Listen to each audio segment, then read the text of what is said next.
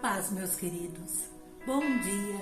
Mais um dia com o nosso devocional, meditando na palavra do Senhor, para que realmente nós possamos encher os nossos corações com a única verdade, a verdade que vem dele. Eu não quero outro além dele. Ele é o meu Rei, ele é o meu Senhor, e eu quero praticar as palavras que ele deixou, as verdades, as ordens que ele deixou. Eu me disponho a praticar. E hoje nós vamos falar sobre isso quando Jesus nomeia uma grande comissão para ir anunciar, pregar, fazer discípulos, anunciar as boas novas da salvação. Essa é uma ordem que foi dada aos discípulos, mas não acabou ali. Ela é uma ordem dada à Igreja Viva do Senhor, a cada um de nós. Vamos ler em Mateus 28, o 19 e o 20. Ide, portanto, fazei discípulos de todas as nações, batizando-as em nome do Pai, do Filho e do Espírito Santo. Aleluia. Ide, fazei discípulos, anunciai as boas novas da salvação. E continua no 20, ensinando-os a guardar todas as coisas que vos tenho ordenado. E eis que estou convosco todos os dias até a consumação dos séculos. Essa é a grande comissão. Eu e você fazemos parte daquele grupo que Deus, através de Jesus Cristo, chamou para ir anunciar, evangelizar. Esta é uma ordem dada por Jesus aos seus discípulos, para os seus discípulos irem por todo o mundo, ensinar todas as nações e aguardar tudo aquilo que ele mandou e batizar todos aqueles que crerem em nome do Pai, do Filho e do Espírito Santo. E não é diferente hoje. Aqueles que creem precisam seguir essa ordem de Jesus. A missão da igreja, que somos todos nós, neste mundo, ela é tríplice. Evangelizar o mundo, edificar os que já foram salvos e adorar a Deus. Edificar, ensinando a palavra, ensinando a orar, ensinando a jejuar, chamando-os para ter uma comunhão com o Senhor. Dentro desses, a evangelização se torna uma principal, pois dela dependem os outros. Se eu não vou evangelizar uma pessoa, se eu não vou anunciar para esta pessoa as boas novas da salvação, como ela vai se render? Se não houver evangelização, pouco haverá conversão de almas a Cristo. E se não houver conversões, não haverá quem edificar e não haverá pessoas para adorar e louvar o nome do Senhor. Pois nesse tempo, o Senhor busca por verdadeiros adoradores que o adorarão em espírito e em verdade. O alcance dessa grande comissão, ela é global. Jesus não disse para nós pregarmos o evangelho apenas no templo ou na nossa cidade. Ele também não disse para as pessoas virem até nós. A ordem é que os seus discípulos, eu e você, irmos por todas as nações, por todas as ruas do meu bairro e ensinar o que ele nos ensinou através da sua palavra. Também não é um pedido ou uma opção da igreja, é uma ordem do mestre.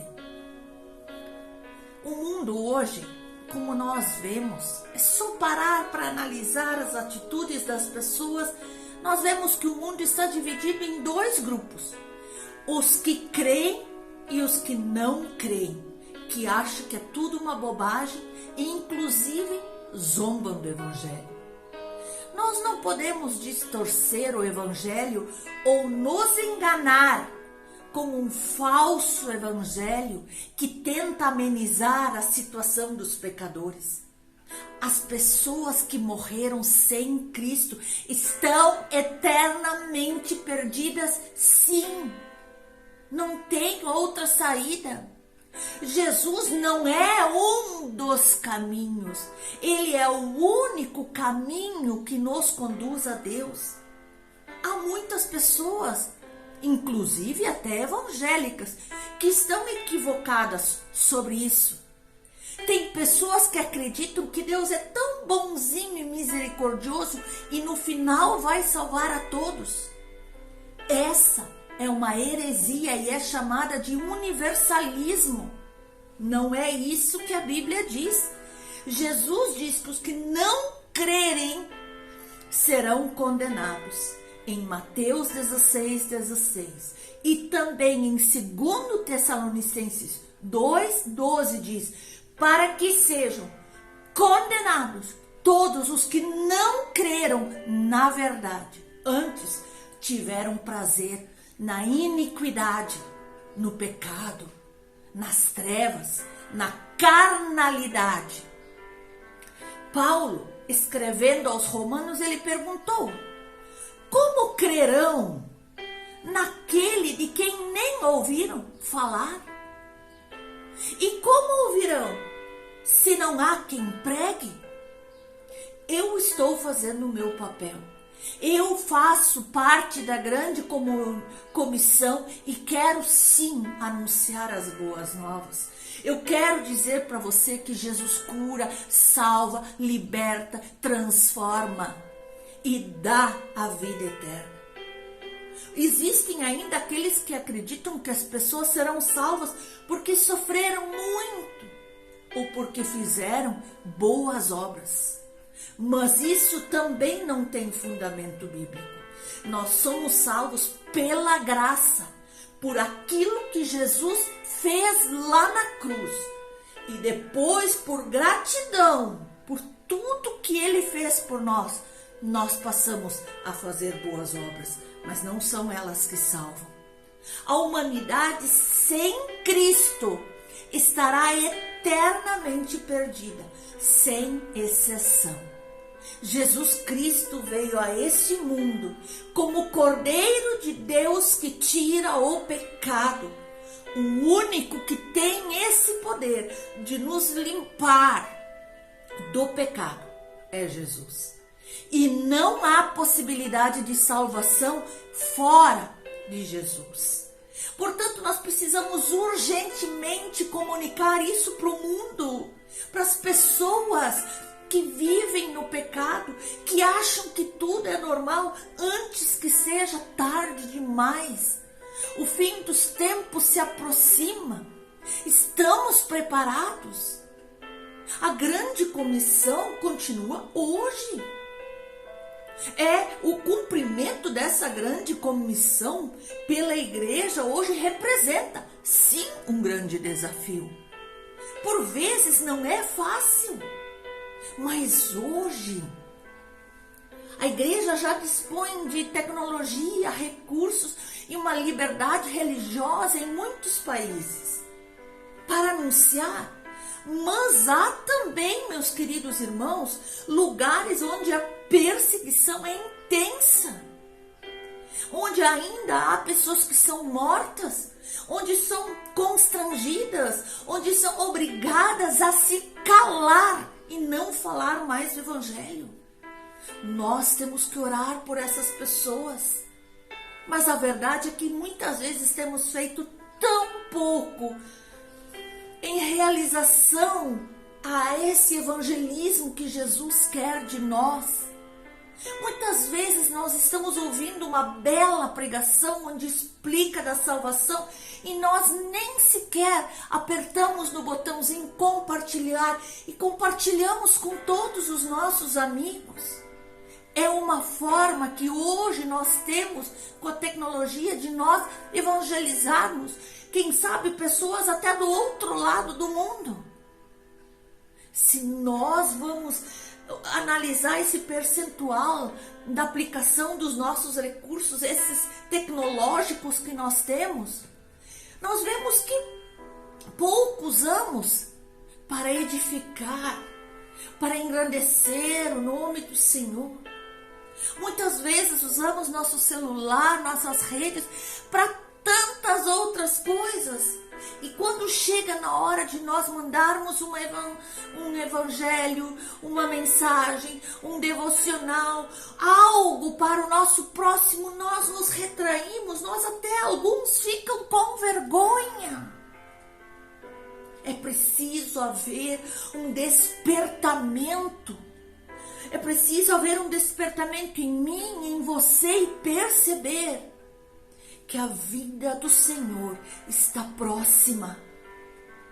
Nós não podemos ficar estacionados num lugar e olhando só para o nosso irmão que está do nosso lado, sentado na igreja. Nós temos que olhar para aquele que está perdido em vícios, para aquele que está perdido em idolatria, para aquele que está perdido em pornografia, para aquele que é violento, para aquele que tem o seu lar destruído, para aquele que está aprisionado em seus sentimentos com depressão, pânico e ansiedade. Nós até temos na igreja encontro de casais, de mulheres, homens. Mas será que não é sempre para o mesmo público? A maioria desses eventos é voltado para aqueles que já estão crentes, que já entregaram sua vida a Cristo, e os outros. Nós precisamos ir além. Não podemos pensar só naqueles que já sabem quem é Jesus, que já é o mestre das suas vidas. E os perdidos. E aquele teu amigo que nunca ouviu falar de Jesus, que talvez você tenha vergonha, manda essa mensagem hoje, sem falta. Nós não podemos ocupar o maior tempo da nossa igreja com essas coisas somente relacionadas aos que já estão crentes. Precisamos também atingir os demais, porque a ordem dada por Jesus aos seus discípulos, onde nós nos incluímos, foi de evangelizar o mundo, falando da necessidade da salvação. E não somente preparar pessoas para viver neste mundo. Nós temos que preparar pessoas para que possam viver a vida eterna com Jesus. Nós não somos deste mundo. Aqui nós somos peregrinos, inclusive falhos. E a cada dia num processo de nos santificar mais e mais para chegar perto do caráter de Cristo. A eficácia e os objetivos da grande comissão dependem de como eu e você vamos executar ela. Nós vamos alcançar as pessoas que Jesus quer. Se não temos coragem, não temos condições, vamos pedir ao Espírito Santo plenos poderes para executar essa tarefa que o Senhor colocou em nossas mãos. Deixa eu ler para vocês. Ide, portanto, fazei discípulos de todas as nações, batizando-os em nome do Pai, do Filho e do Espírito Santo, ensinando-os a guardar todas as coisas que vos tenho ordenado, todas as coisas que estão na sua sagrada Escritura. E é o Espírito Santo que vai nos capacitar a fazer isso, pois ele desempenha um papel fundamental para convencer as pessoas do pecado, a regenerar os pecadores e capacitar esses pecadores a também confessar Jesus como o seu único Senhor e Salvador. A igreja se prepara. É isso que Jesus espera, para que nós possamos alcançar alguns objetivos que ele tem em mente. Proclamar o Evangelho em palavras, em testemunho e em ações para todas as criaturas. Disciplinar novos convertidos, orientando-os a se tornar fiéis seguidores de Cristo. E uma vez que eles aceitaram a Jesus, integrar eles de uma maneira espiritual na nossa igreja, permitir que eles também cresçam na graça e no conhecimento, à medida que o Espírito Santo vai atuando na vida deles, vai limpando, vai purificando, vai capacitando, vai fortalecendo, para que eles também tenham uma comunhão com todos os demais. Aleluia! Ali, quando nós lemos nesse Mateus 28, ele diz que claramente ele dá ênfase à palavra formação de discípulos.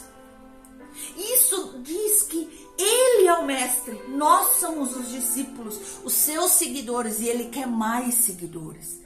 Essa ordem, ela mostra claramente a nossa missão.